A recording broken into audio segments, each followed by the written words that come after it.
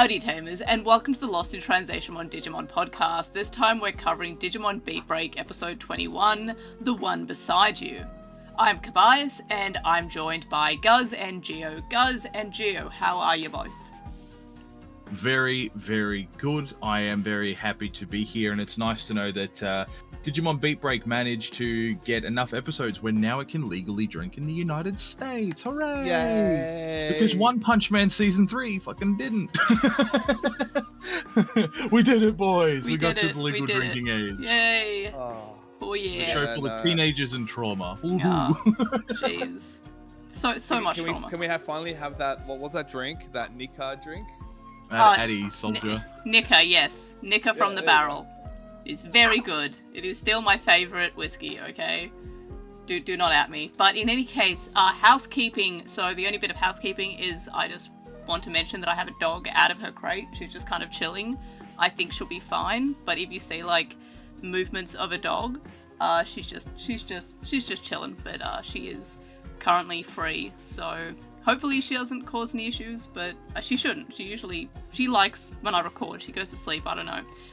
Maybe she finds the podcast like ASMR. Maybe she just finds it boring. But in any case, so yes, there is dog.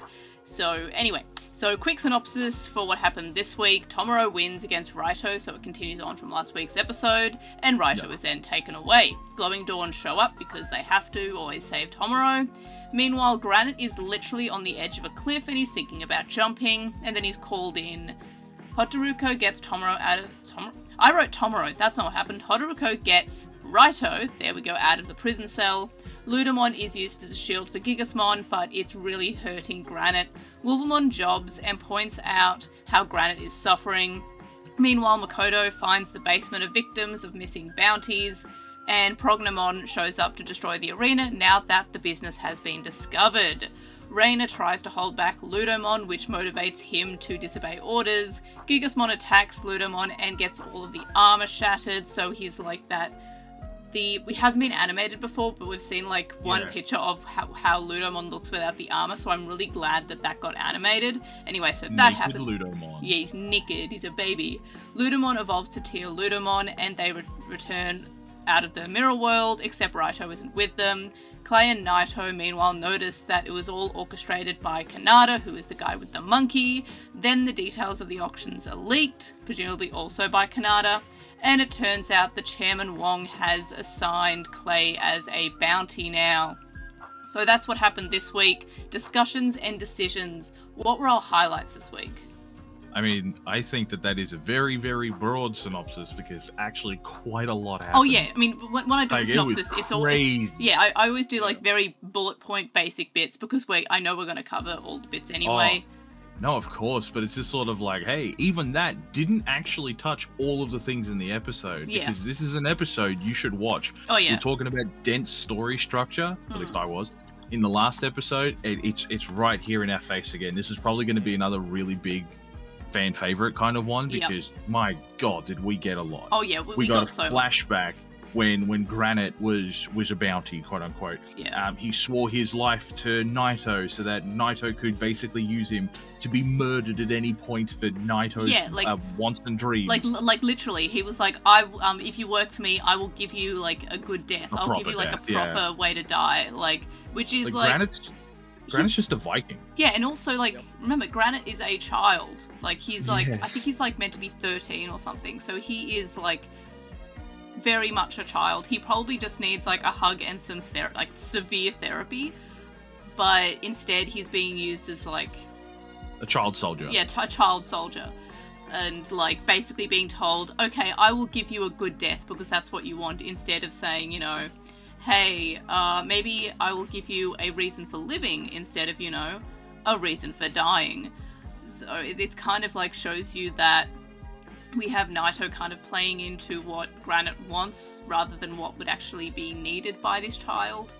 Yeah, it's like the perfect example of lawful evil and lawful good. Yeah. Like, absolutely. Like, so that was actually one of my highlights as well, was the extra flashback of Granite meeting Naito, and we get a bit of like backstory there as well.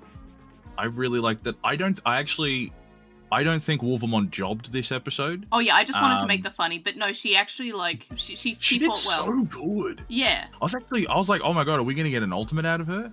Like at one point. I mean, obviously we knew that wasn't gonna happen because it was gonna go to Granite. But it was just sort of like, oh my god, like she's showing us Raina stopping the shield. Like she's literally grabbing a very like know, presumably very strong shield because it's been used to deflect all these attacks. And, including Kyo's. Yeah, and she's just no small feat. Yeah, she's literally like bear hugging it to stop it moving, and Wolvermon's like on Gigasmon to try to get him to stop grabbing the shield and moving. So they did very well as well. Like that was also one of my highlights is that that whole sequence was really great, and it's when Ludomon is realizing that Granite's in pain and that he doesn't actually have to obey these orders.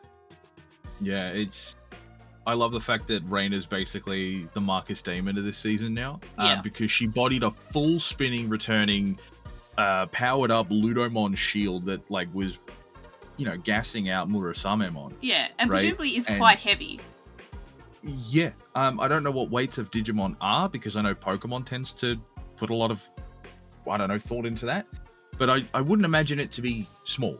No. I wouldn't imagine it to be gentle because in almost pretty much every other version, barring Data Squad, and you feel free to correct me, Kobe, but normally people don't really stand up to much when it comes to people versus Digimon. Usually it's a pretty one-sided affair. Yeah. Usually the human just stands back and lets the Digimon beat up the Digimon. So it's not that often that we actually see Digimon fighting humans and the humans actually holding their own. So that was a great moment for Raina. Yeah, no, I loved this episode for her. Yeah, absolutely.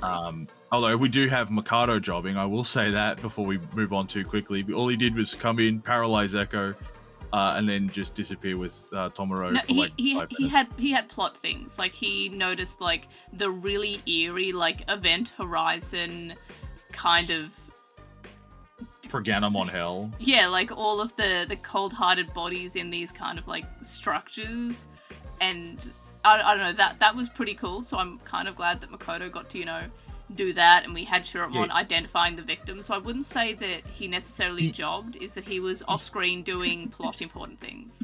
He opened up his mini-map and he was like, oh man, if I take a left, that's great. Yeah, he made discoveries, so even he did something, even if it was mostly off-screen. I mean, he is kind of suited for recon, but like he came in, paralyzed Echo, and left. To be fair, Shiramon does kind of do that. Yeah, I know. What about you, Gio? I was gonna say I do agree with the highlight for Raina. I thought that whole sequence was just absolutely really cool. Badass, like hell yeah. And even adding on to Mikado and Shiramon, like I don't see them having like that. We were talking about you got time constraints and how long you can kind of dedicate to certain scenes and actions and interactions. For now, this was meant to be a Raina, Granite, a little bit of Kyo, and then you've still got kind of twinkling on with Raito and Tomoro. And plot as well. And plot. But then when we get to like the prediction side, we can see there will be eventually a Mikado, Todoroki that will have its moment to shine. So like having him do much today wasn't really necessary, but he still was relevant, unlike the whole big dilemma we had a few episodes back where just completely getting jobbed off screen. So no, I think today the biggest highlight was the episode felt good in its entirety. You got moments of everyone had an interaction. If it was like small scenes, you kind of chipping away. Like I was pleased you see like Hodoroko's like hesitation when you had the orders like go and eliminate on site, and then you had that slight moment of pause before she ran off. Yeah, and so she needs to catch her breath. Exactly. It's like these little, like, small moments that you see that, and this is what BeatBreak do really, really well, that kind of make it feel it's not going to be all of a sudden, what the heck? Why is she now changing sides? If that ever happens, that's part of my prediction. But, like, it's now you can kind of see the little crumbs. And that's one of our, I think, our biggest compliments for the show. Oh, absolutely. Just amount of crumbs they leave, so nothing is, like, caught fully unaware. Yeah. Just on that, I did remember something from Adventure, back to what Guz was saying. There is a scene in Adventure when they go back to the human world for the Myotismon arc. Taichi does beat up a Bakemon. Yeah, but Bakemon's kind of it's kind of like Vegemon in a lot of ways. It's like a little bit of a joke, dude.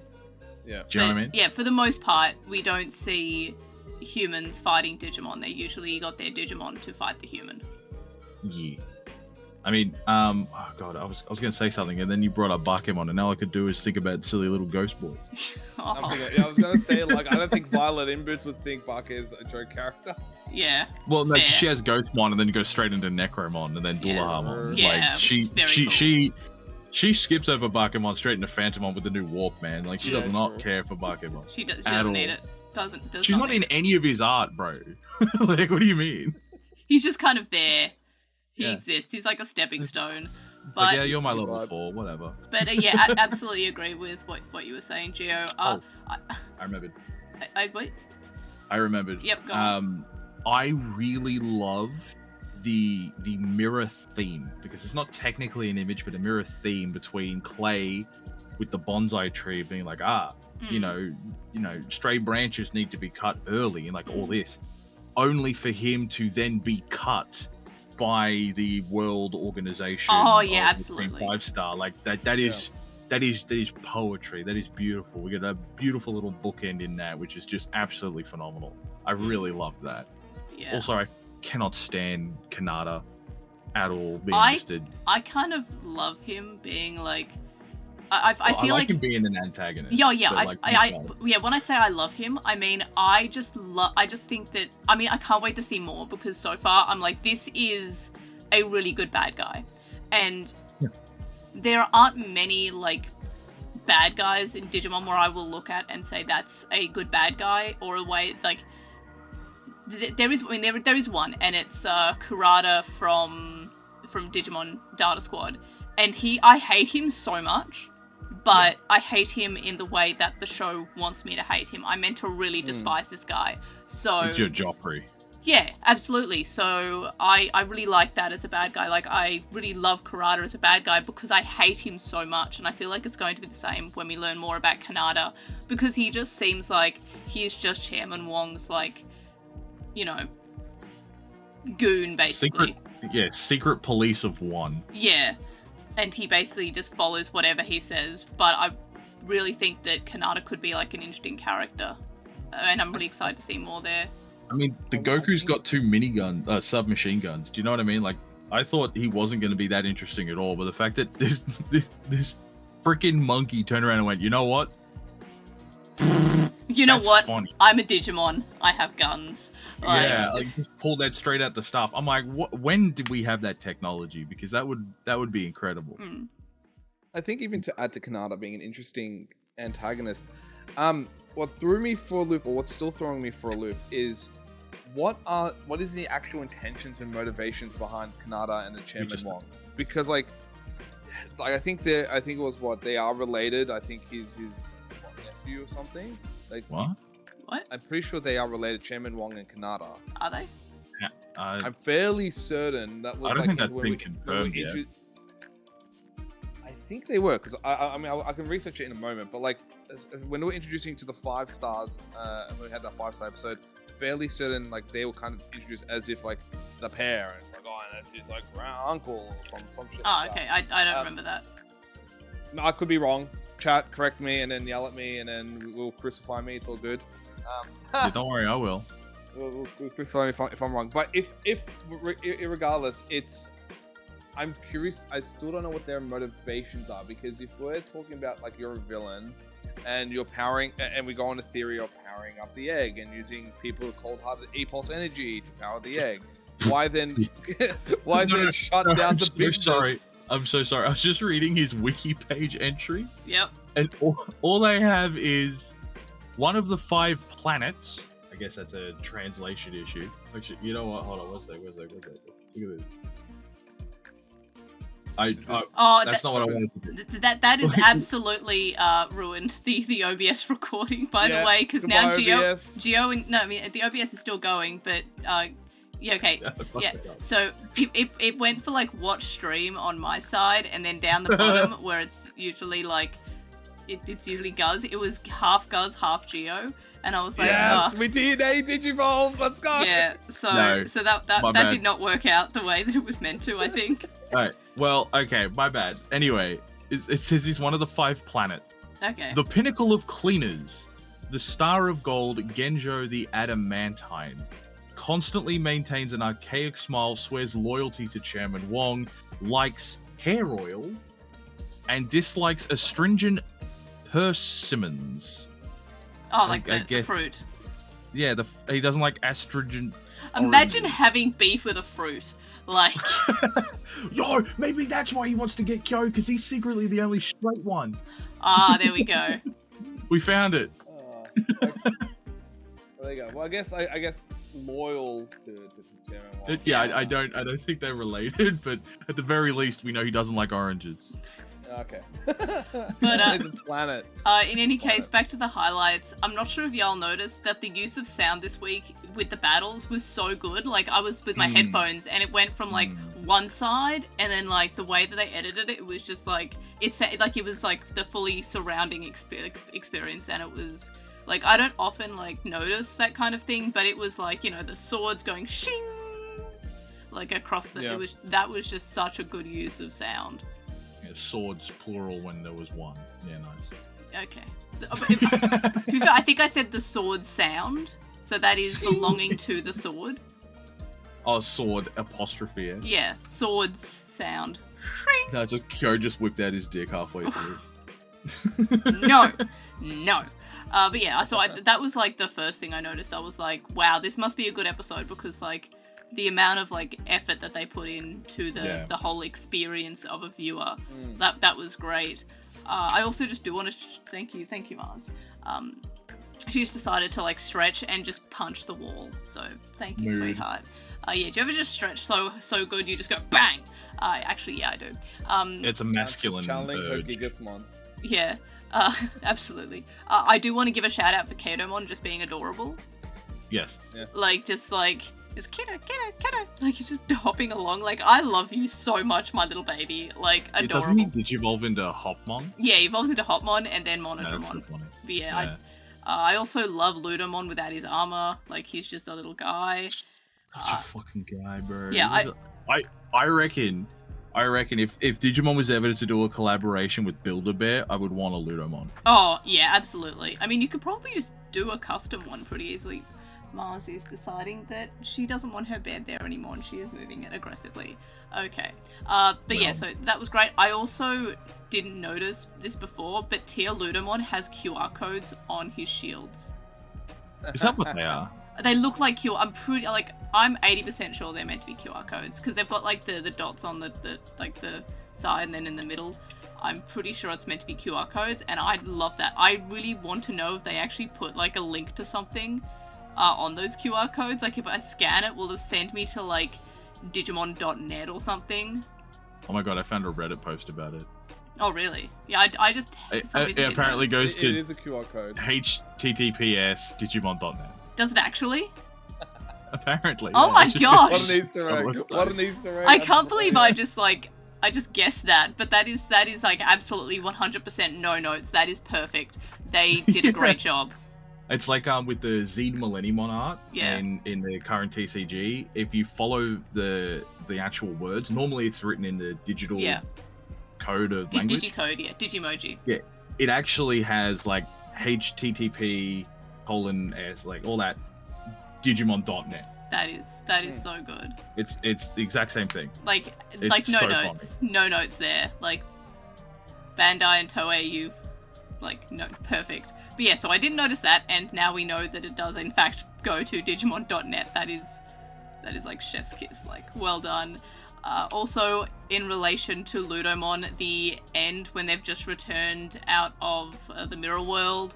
That whole sequence reminded me of 02, so I really liked that, when they're just all kind of like disheveled and like just sort of been thrown into a random spot and just sort of sitting there.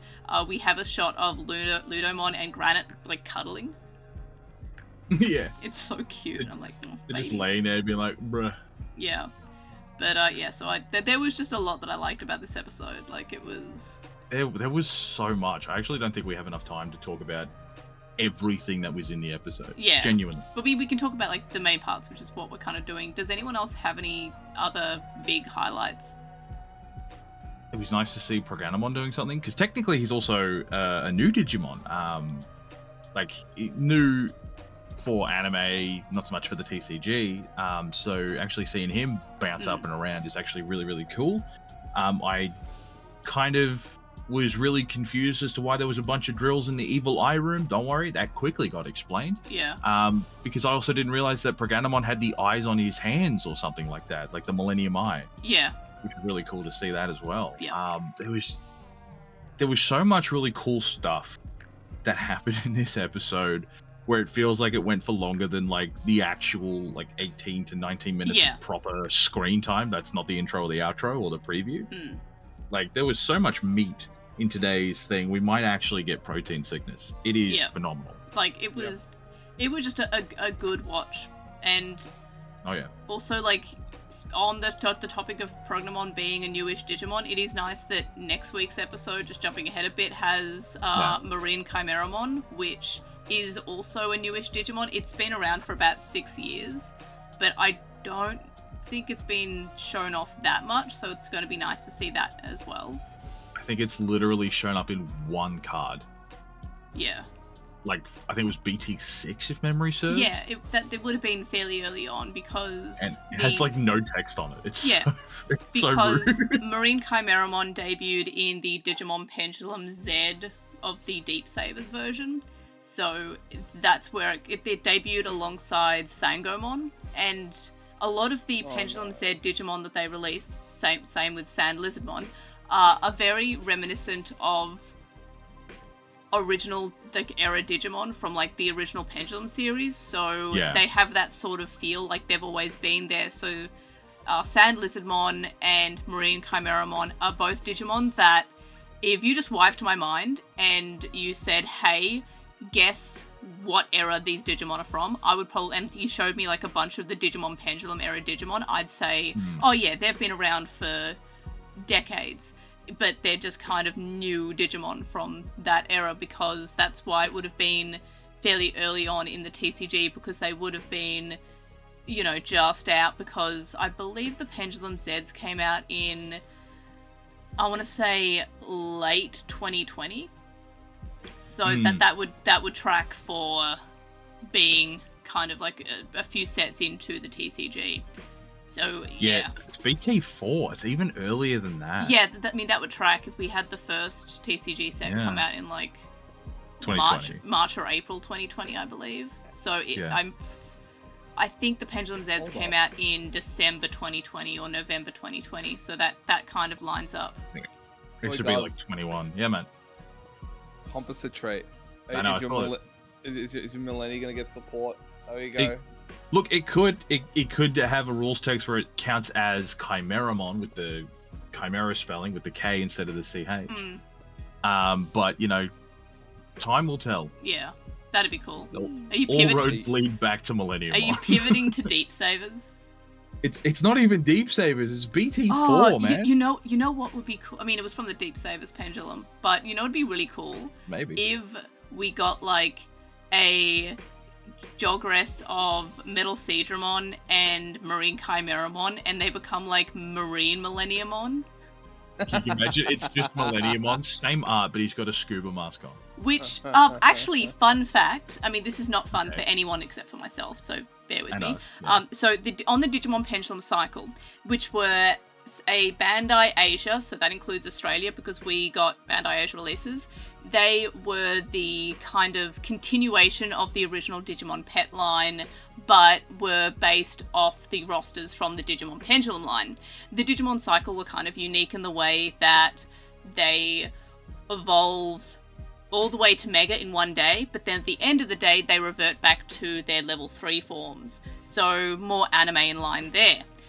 So I also had weight-based evolution, which nobody knew until, like, I was trying everything, throwing spaghetti at the walls in 2015, realized it was weight-based, and then immediately told everyone, but no one knew until, like, 13 years after they were released. Anyway, so on the Deep Savers version of the Pendulum Cycle, Moon Millenniumon is on the roster for no reason. Oh. Yeah. they were like, there's also Deathmon on the Wind Guardians one, so they really ran out of Digimon to use at one point, apparently. So that's fun. So wait, do you have to be like a fatty with a thick dumpy in order to get into a Moo Millennium? I think it might be a Jogress one, because it kind of had Jogresses between level 6s to get like the secret characters, and Moo Millennium was one of them. Funnily enough, for some reason, so the version 7 is the Deep Savers one, because it continues on from the versions 1 to 6 of the Digimon original. The shell of the version 7 has the Deep Saver Digimon sprites like around the screen, and for some reason those same sprites are on the version 8, which is the Nightmare Soldiers one, and it just would make more sense for Moo Millenniumon to be on the Nightmare Soldiers one, but it's not actually in the roster, it's only on the Deep Savers one. But yeah, so Moo Millenniumon is on the Deep Savers Pendulum Cycle, and I just another reason to be more excited about Digimon BeatBreak. I might get support. Let's go, boys. Yeah, absolutely. But yeah, I just thought that's like kind of an interesting thing to know, because it was Deep Savers just in that one instance. Anyway, so that is interesting to know, because I was always kind of worried about Marine Chimeramon's spelling, because it feels very out of place compared to, because of the way the English translation specifically for it has worked. Because I know there are sometimes where the hard K Chimera that we have and we know and we love has actually been spelled with the CH in different versions that have been translated. Yep. So it is interesting to note. I don't think it's super interesting and relevant to this episode. Oh, no, not at all. No, not at all. I just had like, every so often I have like, you know, the Very Odd Parents like teacher that goes, Very Odd Parents! I have the exact same response whenever the Pendulum Cycle is kind of even moderately on topic, because of how much, like, I cannot stress to you how much time I spent working out the evolution requirements for the Pendulum Cycle. If you ever see an evolution guide for the Pendulum Cycle, they're probably looking at my posts and threads and research that I've done on it, so you're welcome if you are struggling with the Pendulum Cycle. But in any case, do we have any other highlights? No, not for me at least. I mean, like, unless you say the whole episode. Yeah, valid, because, spoiler alert, I have no lowlights. Neither. I, like, unless, again, if I want to nitpick on the one specific scene back at the garden, where everything looked like paper mache, but that was like for 1 second. Yeah. Like, and that's me like full on. Oh, crap, where's the straws? Crap. Yeah, crap, the nameless goons that kind of were like descending upon. They like lost their face. Yeah, they were literally faceless goons at one point. They had no face, and I was like, I don't care. Everything else about this episode is, as the youth would say, goat and peak. So I don't think they usually combine those words. Now I'm thinking about it. I don't know. I'm very old. Anyway, yeah, I don't really have any lowlights. Like, at the start, I was like, wow, they're not even animating the audience, but that we later find out that the audience are just kind of like visual representations of people who are signed into this live stream for the battle. Yeah. So I'm just like, okay, rescinded. Yeah, that's like the screens of them. Yeah, because I just thought they were like various coloured silhouettes and shadows and stuff, but that wasn't the case. They're literally meant to be visual representations of the viewers, which I was like, that actually works really well. That became like something I could nitpick to something I really like about the episode. Yeah, because it's like PlayStation 1 level animation where they just have a single PNG that just goes wah, wah, between two different states. So yeah, I don't have any lowlights. Again, the faceless goons, I don't care about. The rest of the episode looked good, and I laughed at the faceless goons because they're only there for like the non-major characters, and the second that Tomoro and Gekomon are on screen, they have faces again. Yeah, I know. Like, it's so funny. Yeah, I like that. That was great. So no lowlights for anyone?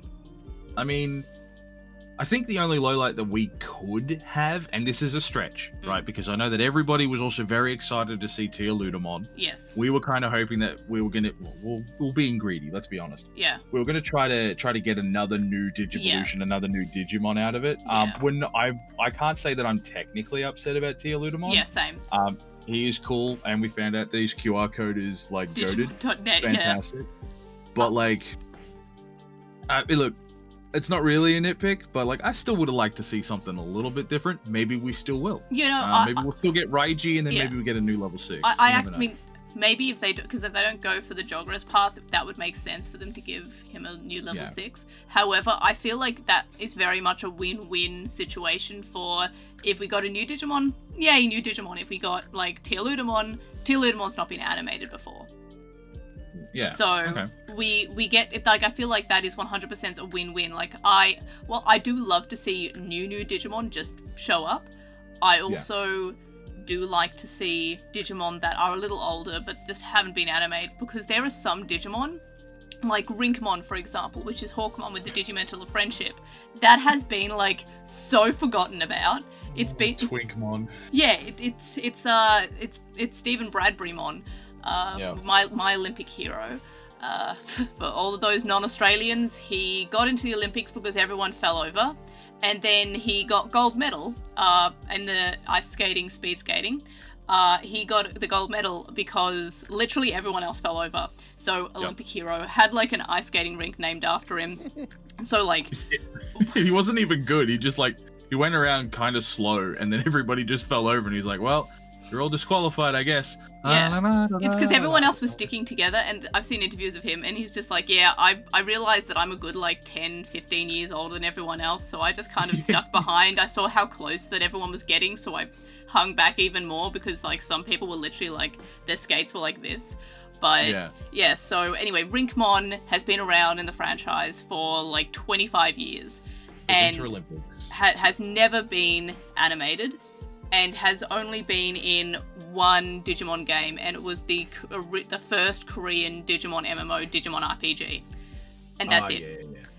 It doesn't have a current Digimon TCG card. It did have one for the original set, like for the original Hyper Colosseum Digimon card game. But yeah, so there are so many Digimon who have been around for so long who just haven't really shown up in much, and I'm really still hoping for Rinkmon to get a TCG card, because it's absolutely my favorite armor evolution. Anyway, what were we talking about? Yeah, so Tier Ludomon, that's good. So I guess we have no lowlights. Not particularly. I mean, I think, you know, I don't think Granite will join Glowing Dawn. I think it's going to look like that. I think a lot of people are probably right that we're kind of wishing that into existence, as opposed to paying attention to a lot of the actual story that is happening. Yeah, I want them to be friends. I want them to be like, they're not part of Glowing Dawn. Glowing Dawn's kind of full. It's just like, you know, that group, and then they can have their own group, and they work together when need be. Kind of like the Mushroom Gang. It feels like that kind of moment, because we've got Hakato speaking to Hatoruko and being like, look, we can just have your back. It's fine. We can just work together and save people. It's cool. Yeah.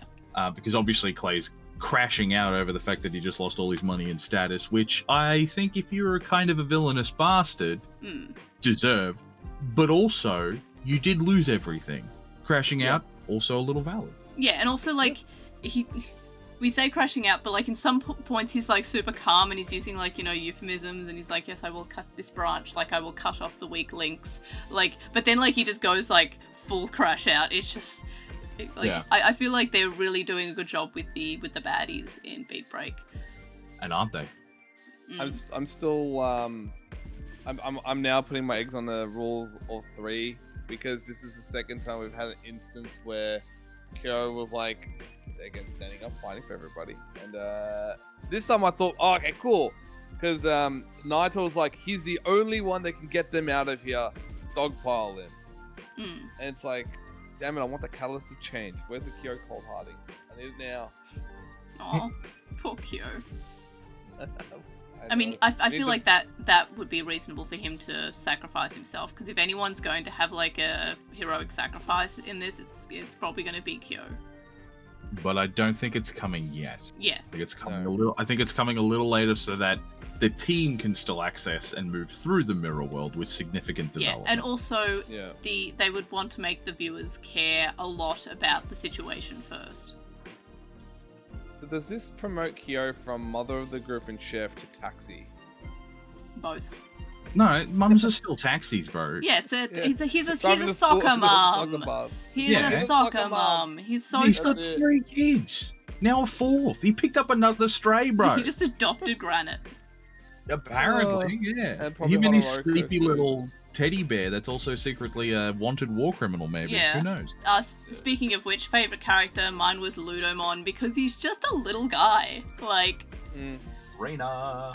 you know what? Yeah. I was going to pick Reina, and then I was like, I'm pretty sure everyone else is going to pick Reina, and I just need Ludomon on the board. That's fair.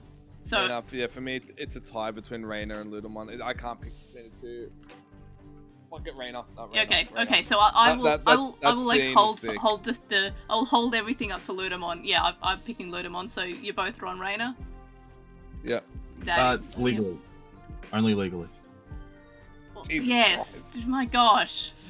What? The phrasing was weird. I had to make sure. Okay, I should have You're phrased the it only Team one Reina. who went there. Yeah, I didn't even think, bro.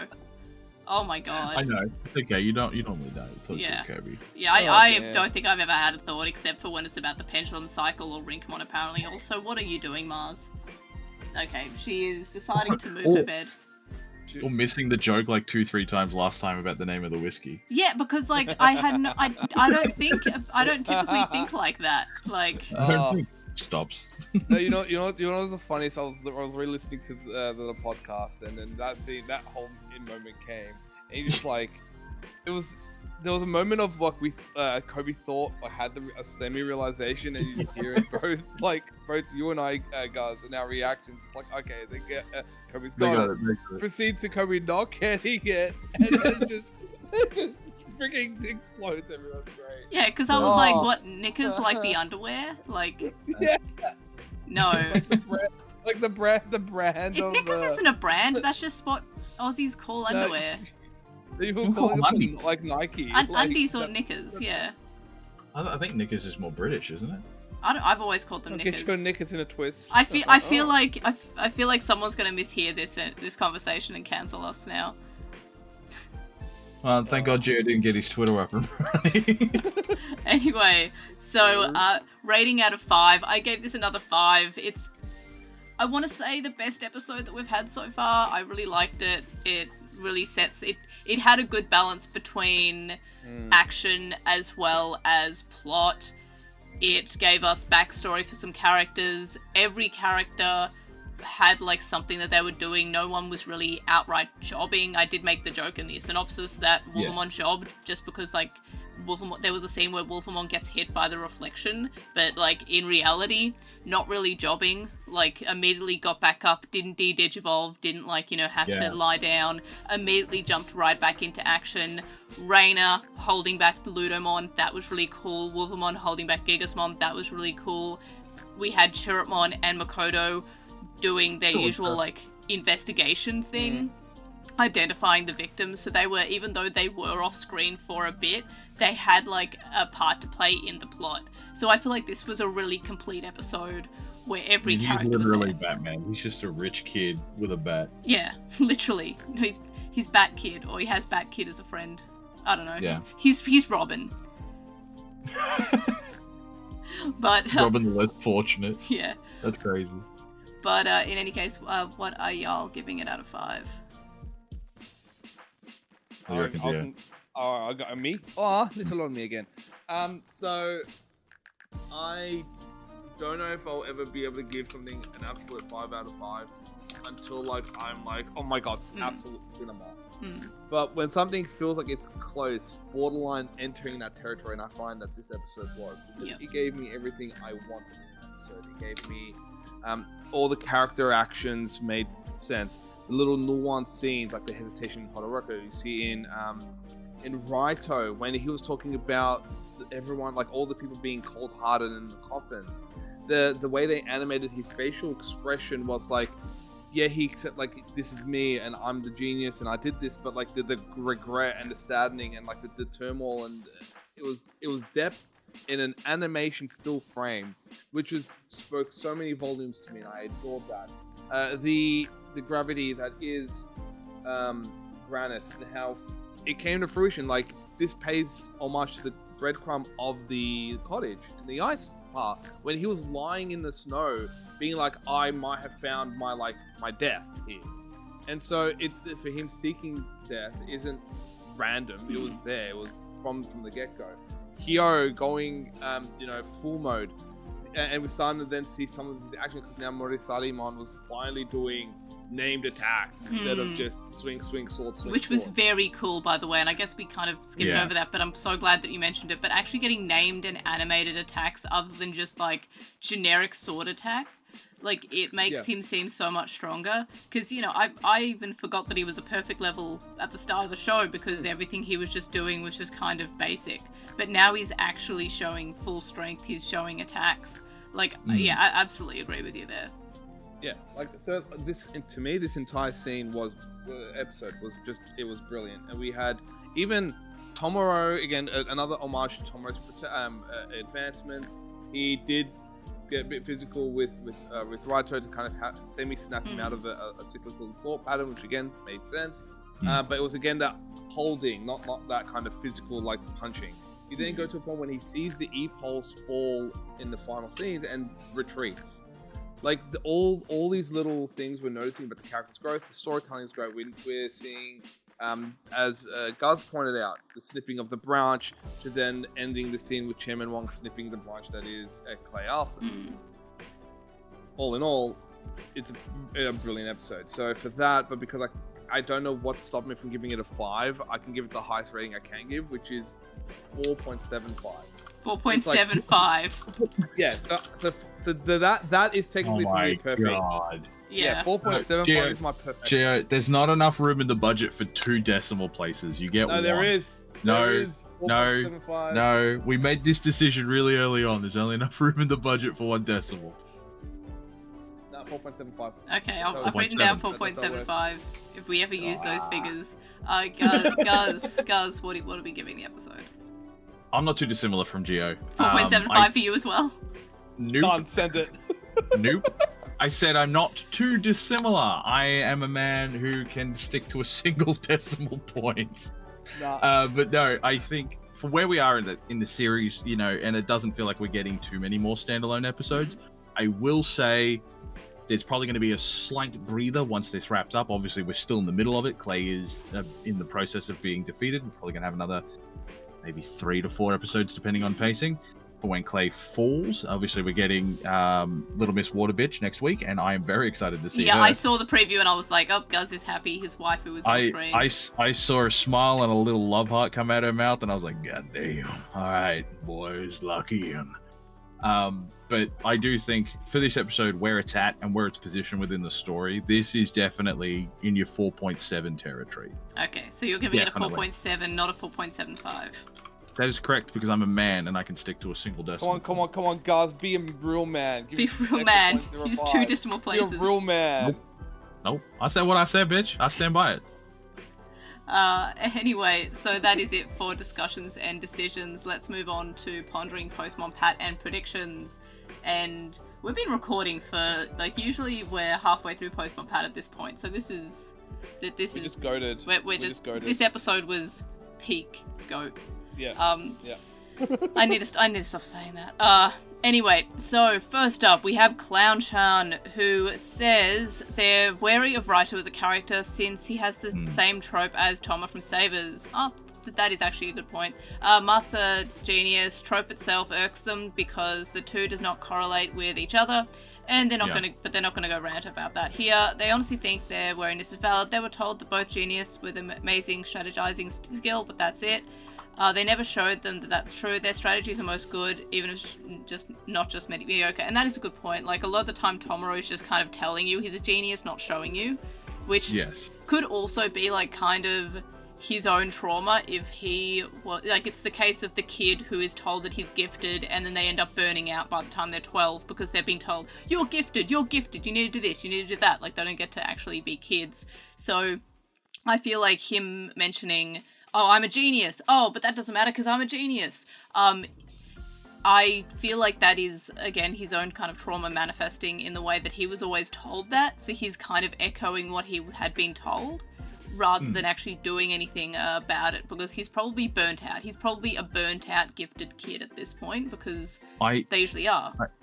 I think that would probably work in any other season where we didn't have orphans and refugees and suicidal teenagers. Yeah. I think that level of edge is probably perfect for some of the earlier seasons of Digimon, but where we're at right now, as far as the trauma of the BeatBreak, it feels kind of weak in comparison. Yeah.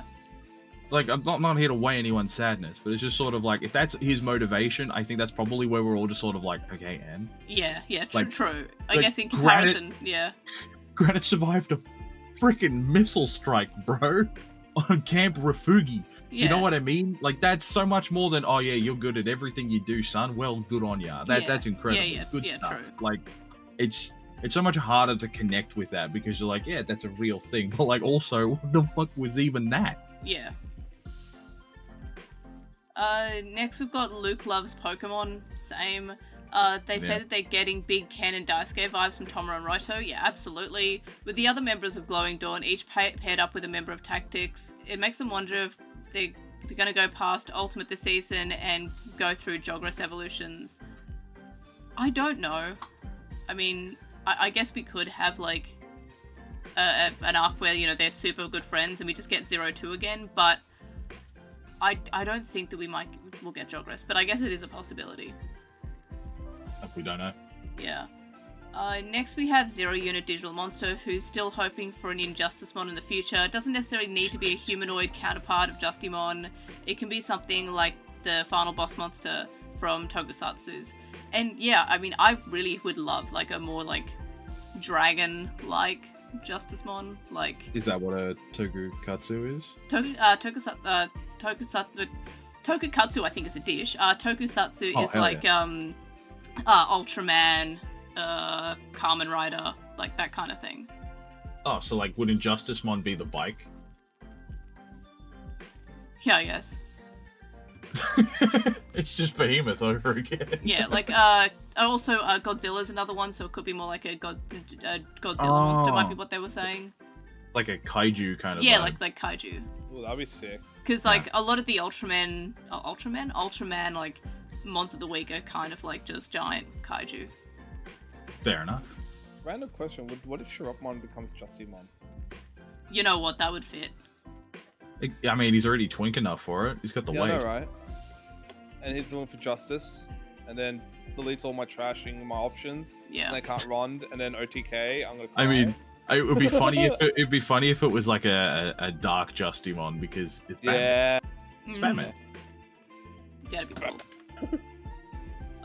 Next we have Multipolar Future, who says Raito lose to Tomura is very obvious.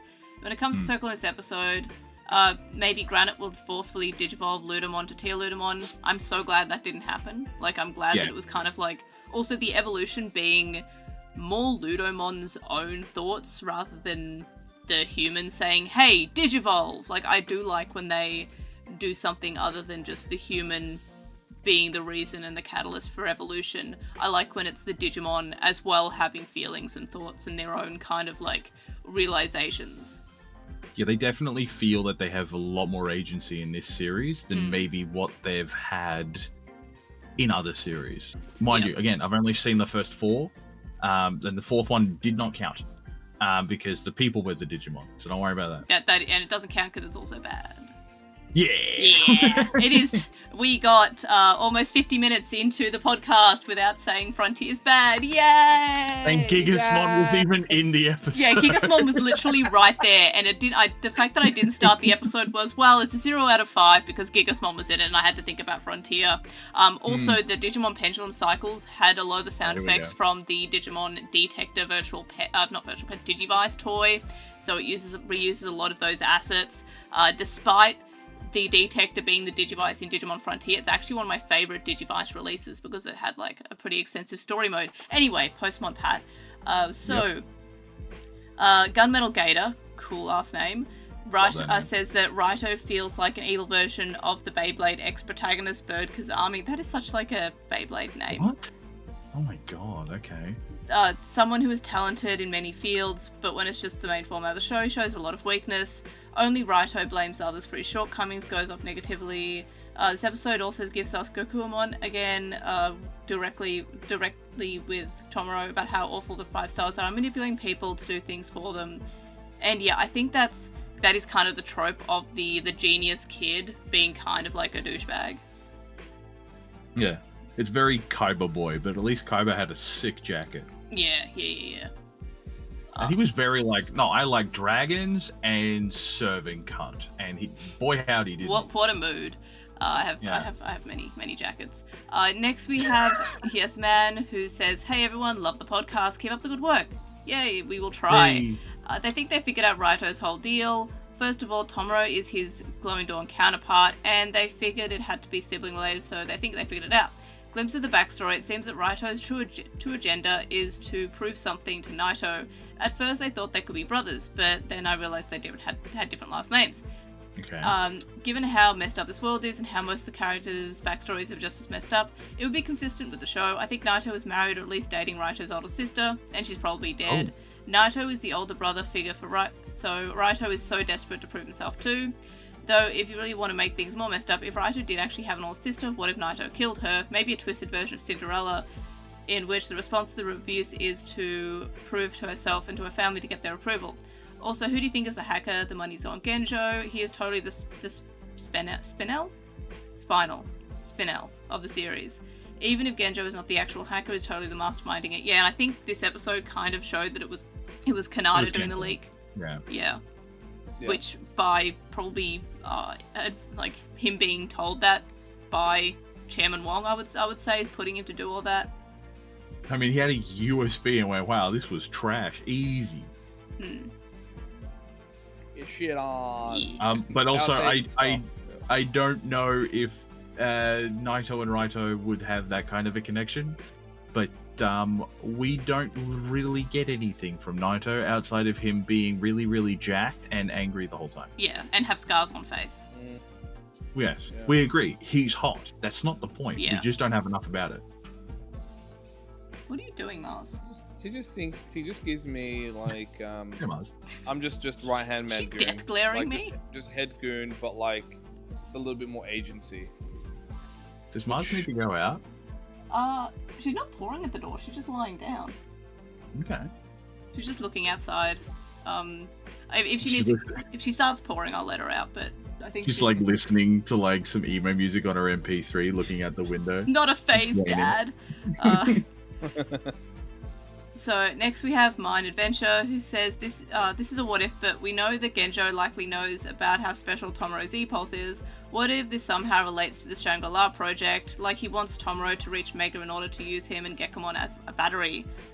That could happen. I can see that happening. I don't know if we know if other people know that his thing is wacky. That is an interesting. I guess we have assert the idea of unless you can find data or track it to the point where they know error occurs, and then sort of kept them on a list. So that could be potential. The theory of people with strong impulse basically fueling as a battery source for Shangri-La. I think we've been on that theory since like day dot. Yeah. It's there. It's an idea. We have had more hints, obviously, with the whole cold-hearted recently, the E-Pulse sucking machine that like Garth was like, "The heck is that?" all of last episode. Correct. I was definitely taken aback with the actual battery draining sarcophagus thing. So I don't think we're too far-fetched for like that what if. There is definitely crumbs for it. As for whether it can come true or not, it really depends. There is definitely a vested interest with Kanata over Tomoro. That's that much we can confirm. Yeah. Yeah. The only question is, was that there originally? Because obviously Gokumon has the E-Pulse for Asuna, and it then has to beg the question: how involved was Asuna to begin with? Because Asuna was definitely involved with Kyo. We can go infer that much, and then by Kyo by proxy with the 5 stars. So there's more that there is still yet to be revealed. Hopefully we get answers, but yeah. It could be just as simple as like the chairman wants Kyo to just take up all the loose ends of this now fairly corrupt institution that he's accidentally made, and then found the best opening to take advantage of that, being Tomoro, and the special E-Pulse is just a cherry on the top of that cake. Yep. Yeah. But no, it's a fair theory, don't worry. Literally got to keep watching. Yeah. Yeah. My wall with all the strings is only getting more stringed. Yeah. Pepe Sylvia. Like the butter? No, that's what the scene is. Like, it's about the lost mail that he can't send Oh, back. yeah. Always Sunny. Yeah. So who the hell is Pepe Sylvia? Yeah. That's why it sounds familiar, because it sounds like the butter, and I remember watching that and being like, why are they talking about butter? Butter? Yeah, there's a butter, Pepe something. It's a really nice butter brand. Okay. It has One like... of these nuts. Patties. Nah, okay, anyway, moving on. Eduardo says that the episode finally revealed that Raito is a different take on the Dark Genius. So, the Genius Ken, not Digimon Emperor Ken Persona, he took up to emulate his brother, but with no Darkspawn involved. Raito just starts off that way. Also, seeing Raito seeing that Tomura and Gekomon are able to deepen their power through that is a sign of trust and a lack of serving ego between them. Raito, however, while he acknowledges that Monodramon cares for him, the feeling's not mutual on Raito's part. Raito is used to doing and accomplishing things on his own, but he loses to Naito, to Tomura, and that those things have irked him. So yeah, I'm kind of enjoying like this kind of take on that Dark Genius, and also the fact that because he sees himself as a genius, he doesn't take losing particularly well. No. So since he's losing to Naito and he's losing to Tomura because of this bond that he doesn't really have with his Digimon, I kind of like that. Next we have Ignited Quills, who says like how Kyo was in episode 10, he was very intimidating with the shots focused on his face, to the point where Karazaki had a sweet drop. Kugamon growling at Clay was indicative of Kyo's anger as their reflections on each other. I loved when Kugamon growled at Clay. Yeah. That was so cool. Like, I know Kugamon's obviously meant to be a cat, but he is so dog-like. He's so dog-coded. Yeah, he's just grumpy. Like, because a cat, if they don't like someone, they'll be like, I don't care how you feel, I'm just gonna leave. Yeah. Like, a dog will be like, I'm gonna sit here and, like, tell you that I don't like you. Oh, okay, Mars is attacking one of her monkey toys.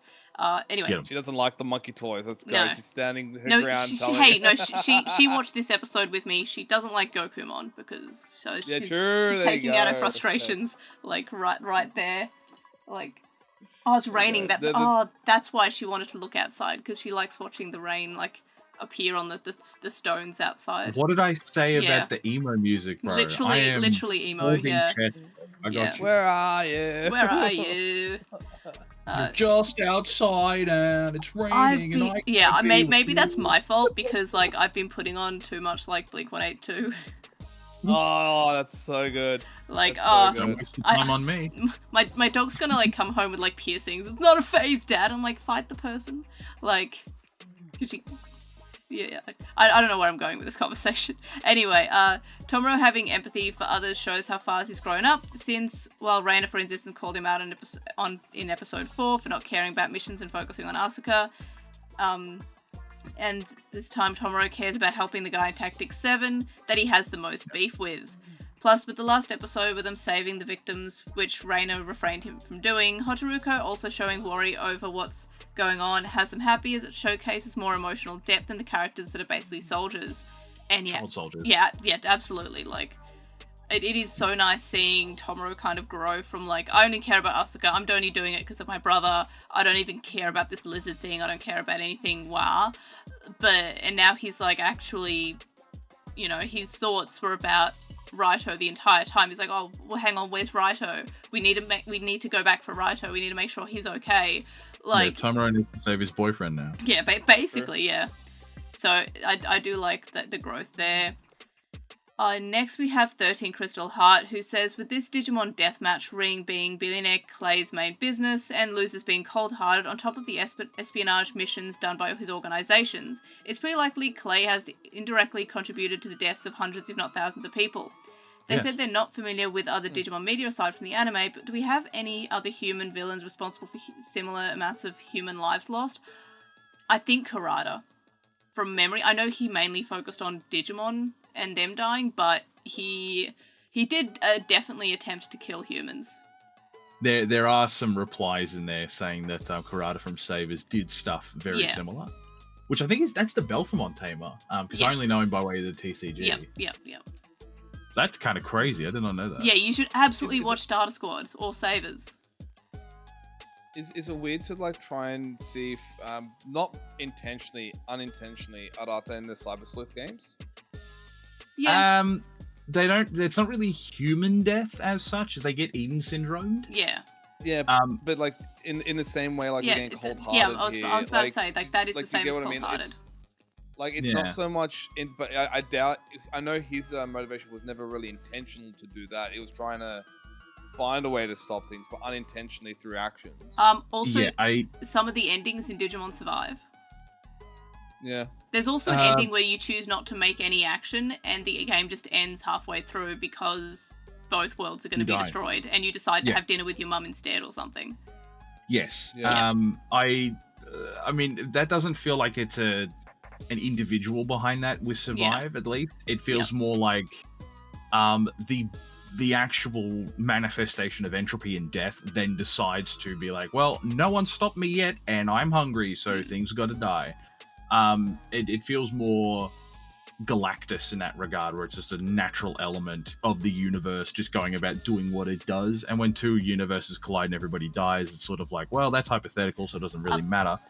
Also, indirectly, when the digital world appeared in the sky in Digimon Adventure, planes did crash. A lot of them did get, like, you know, saved by things, but I'm sure that there was some off-screen. Yeah, I don't think it's probably on the level to which we've been, like, 'cause Clay's obviously had this under the belt for how long? What, 7-8 years? Yeah. Like, he's clearly been able to establish stuff very quickly, very, very well, and he's been able to move through circles where he's been able to get this happening. It's probably going to be a really hard ask for specific human lives lost to be in that equal number. If we're talking just lives in general, then there is the argument to say that Dynas and Lord Knight, when they were stripping an entire digital world to feed Ludomon in Frontiers, could potentially go for that, because we have no idea how many other Digimon were there on that world. Safe to say, for, I don't know, a whole digital world's full. So, you know, there's some caveats there if you're including the Digimon portion. But when it comes to human lives, because I think just Karada. Because it does says death or hunt. The comment does says deaths rather than cold hearts or Eden syndromes. And I mean, look, if you're frozen in a sarcophagus getting your life force drained, I don't think you're really going to last more than a week. I don't know. We don't have that confirmed yet. But it's a bit of an odd one. So, it has to be that Kurata guy then. Yeah. Again, please watch Digimon Data Squad. Yeah, no, the one thing that I have learned from watching Digimon BeatBreak is that I should have watched Digimon Sabers. Yeah, like, it's literally the same writing team. Like, it's so... Gio, have you seen it? I haven't seen Data Squad, but I have heard What's wrong with you guys? Similar... I can't find it anymore. One of the similar writers is between both. Like, at least the idea of E-Pulse isn't technically fully unique. There was... Yeah, it's the same as Digisol or DNA, Yeah, so I've basically got it, like, bookmarked, ready to go. So when I actually have a moment that doesn't involve being flogged by assessments and paths, or tweaking my puppets deck to win regionals and stuff. True, you've got to do that, which you've been doing really well at winning locals, so I believe in you. Yeah. Guys, as far as I'm aware, Crunchyroll has it on YouTube. I can see it on YouTube with a primetime subscription. Yeah, I'm not sure if I don't even know what that is. Yeah, I'm not sure if it's dub or sub, but honestly, I don't think that there's any, like, huge reason to watch one or the other. Like, whatever's accessible, just watch. Like, it is good. There's some funny moments in the dub where they just add in funny lines, like Masaru tries to fight a boat, and they add in a line of, like, you do realize you're trying to fight a boat, right? Like, it hits.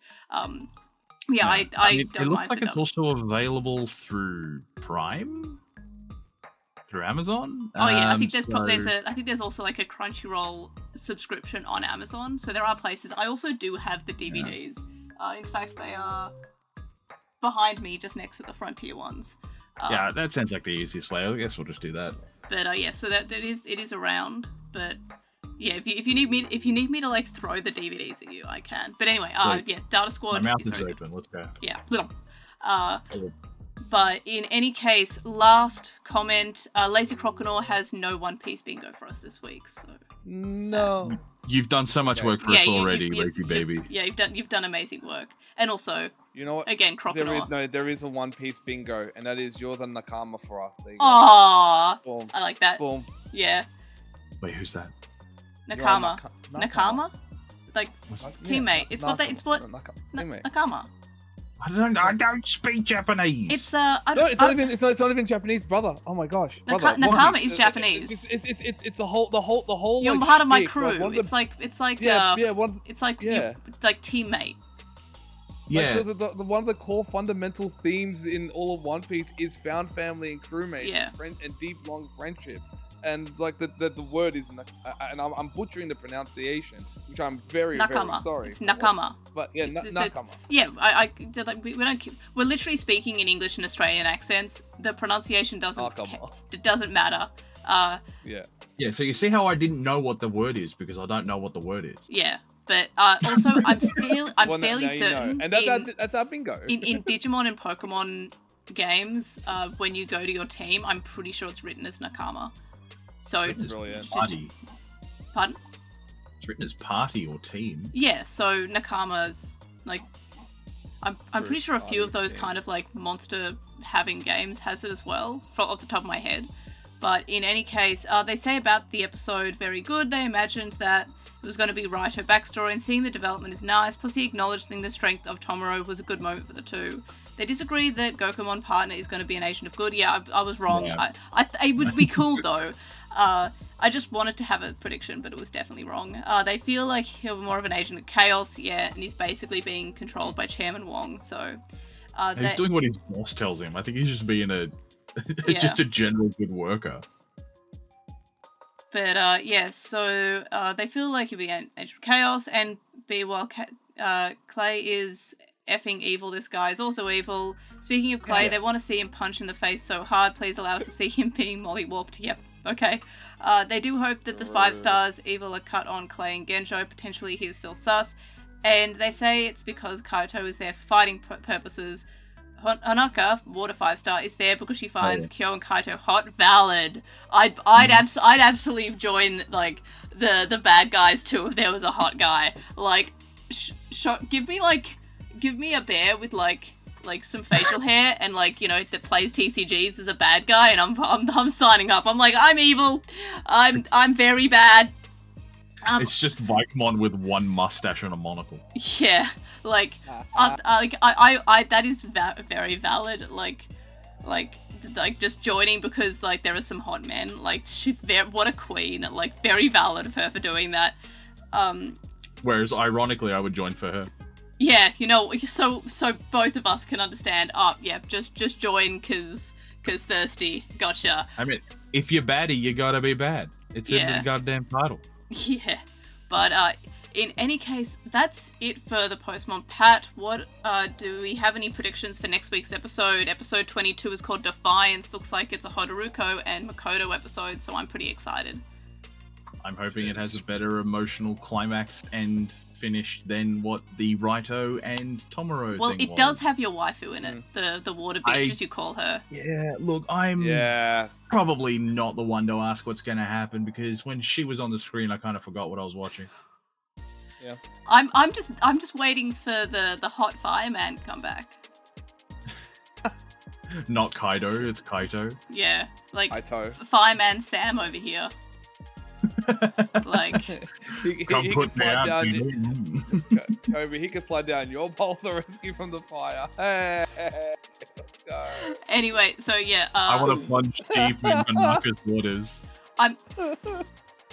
So yeah, we're getting some. Okay. You don't like your bed being there.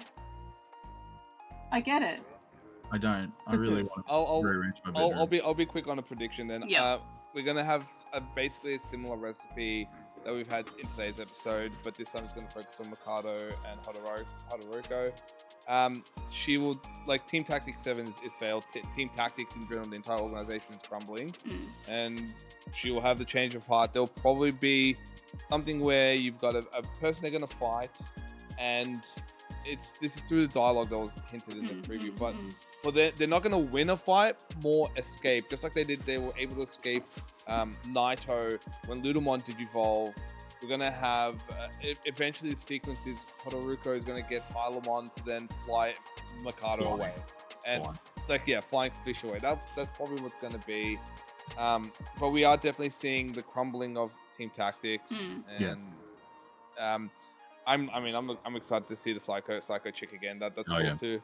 I also have a prediction. Unless like the entire episode takes place underwater, I'm going to be mad at some point that the water Digimon can just fly. Marine Chimeramon infinitely floated the last time we saw him. Yeah, and I'm just like, can we not do that? Like, you know, technically that one's composite and it's made up of weird things. It could have gas bladders. Okay, that one I'll forgive. Oh my gosh, what are you doing? She's flipped her bed and she's like burritoing herself in the bed. It looked like she was throwing it back there for a minute. Yeah. I'm like, she's having she we're gunning for it. Let's go. Anyway. She's having fun, and that's what matters. I'm happy that she's happy. But do we have any other predictions? I hope that if we're gonna get something hectic, it's not gonna be super crazy. Because honestly, I don't think any of us could have predicted that Granite was gonna be from Camp Refugi. No. I literally just thought he was, when I read his profile before we got the backstory, I literally just thought he was going to be like just generic, like kind of edgy, emotional teen, but for no reason. Like I didn't know we were actually going to get like, you know, some trauma. Yeah. So I hope, because we've already had a little bit of backstory with Haruko, I'm kind of hoping it's going to focus more around Clay crashing out, and then her having to come to terms with that, and then realizing there are other ways that she can support her family that aren't by relying on Clay. I don't want there to be too much shenaniganery. I kind of want this to have a good bit of battling, kind of like what we had in this episode. A good bit of battling, but like still more lore and story heavy. Because again, if we're only getting a handful more episodes, right, for the rest of the year before the Dragon Ball slot that was brought up in the last episode comes to fruition, there's a few things that really got to start greasing these wheels so we can actually start getting through all the questions that have been asked. I'm not sure if the next episode's going to have it, but I'm hoping that we're not just going to get yeah, cool, you tried this, yeah, cool, you didn't. And we did also get a snippet of Night Chiropmon attempting to hurt Marine Chimeramon, and Marine Chimeramon ominously floated there and did not worry, which was very funny. Yeah. So we'll see what happens, man. Maybe they're going to take on 2 5-stars at once. Who knows? Which means that like it's going to be hopefully perfect time for the other characters soon. Yes. Which will be good. I think we're kind of in this but we've had like part 1 of the befriending Team Tactics, and now this will be like actually befriending them. Like, or Team Tactics, you know, questioning themselves. We're definitely heading in the direction where we're probably going to see ultimates come out of at least Reina, if we want to follow how the way it seems. We're having Reina, and then it's Mikado, then it's Tomoro, Reina, Mikado, Tomoro. Like that, there's been a bit of a sequential, each character having a little bit of interactions with their, I guess, parallel version with Reina and Granite, Mikado, Hodoroko, and Reina, and Tomoro and Raito. So we're definitely getting there. I don't think we're going to see it next episode though, because if we're focusing on Mikado recently got Night Chiropmon. Unless you want to argue Tylermon becomes an ultimate, but like the Ludomon made sense because Ludomon was still the last one to really evolve, digivolve, and then it fits the narrative point which we kind of called on, that Granite, when he finally goes from being defensive to offensive, and his son now fight to survive rather than just lingering that's when we got the evolution, the Digivolution. Yeah, it was very NS Lobby where he chose to live. Yeah. Yeah. Oh, absolutely. I want to live. Oh, that was so cool. Another bingo. There we go. We got it. There we are. There's the One Piece reference. There we go. That's the second bingo today. Yeah. That's the one you can have. You can't have Team Nakata or whatever it was. Nakama. Nakama. Sakata is like the biscuit. Barker. I'm freaking Barker. Yeah. But, yeah. In any case, do we have any other thoughts, or can I wrap this up? I'm good. Wrap it up and ship it, baby. I think we're good. Coolios. So get the postage on. That Postmon the pat. Postmon pat on. Anyway, so thank you so much for listening / watching this podcast, and thank you to Guz and Gio for, of course, joining me. You can contact us and stay updated. You can leave a comment on this episode on YouTube, join the conversation, and Mars is deciding to mess around with the curtains. She does that. She likes wrapping herself in them and then like hiding and waiting for someone to walk past and then jumping out. She has fun. But in any case, so yes, leave a comment on YouTube. A full list of ways for finding the podcast across the internet, such as YouTube, TikTok, Twitch, and Twitter.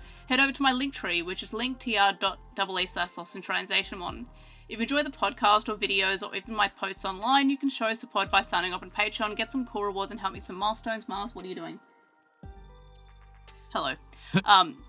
Anyway, thank you to my current supporters on Patreon, Stephen Reeves, who is to on Archive Our Own, Kadawashi, Neobu, says you should follow Chisai on Twitter at Chisai26, Lismet, who's Lekman on Tumblr, Nicholas, Magnus, Locus, JCMon05, Patrick, Jason, Shelby, Digital Hazard, who is on Twitch at The Digital Hazard, Tropimon, Vmon Tamer, Kasai, Big Bad, Beetleborg, Flavin, Bent Archer, Cappy, Cyber, and Voltic Helberd. Mars, would you like to come on my lap? Okay. Alright. Special guest star. Alright, she got what she wanted. Yeah. So you can featuring Mars Bar. Yeah, you can also make a one-off donation on PayPal, which you found linked in the description. It's paypal.me/airdramon. You can also donate to me on my Coffee account, which is ko-fi.com/airdra. That's my keyboard, sweetheart. It is. You can't eat that. But yeah, so thank you so much for listening / watching. If you're listening / watching this on YouTube, please do the like, comment, subscribe. Do it for Mars. Do it for Mars. You. Yes. But yes, of course, thank you to Guz and Gio for joining me. That is still my keyboard. Please do not, if you end the recording, I will be very sad. Just delete. But yes, so thank you so much for joining me. Like, comment, subscribe. Guz and Gio, you've been wonderful as always. Thank you so much. And yeah, we will catch you for next week. Bye. See ya. Mars is also saying bye. Say bye, Gio. Stop being rude. I did. Bye. Bye. Bye. Laters. Sayonara, suckers. I'm gonna fucking cry. I wonder if that was a disc.